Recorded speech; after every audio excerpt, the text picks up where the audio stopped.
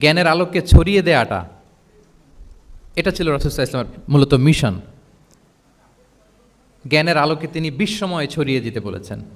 Knowledge has no boundaries, এটার কোনো boundary থাকবে না, গোটা বিশ্বের জন্য আমরা জ্ঞানকে ছড়িয়ে দেই, এটার ব্যাপারে তিনি আমাদেরকে উদ্বুদ্ধ করেছেন। তিনি বলেছেন, বাল্লিগু আন্নি ওয়ালাউ আয়া, আমার পক্ষ থেকে একটি কথা, একটি বাণী, একটি আয়াত হলেও তোমরা পৌঁছে দাও।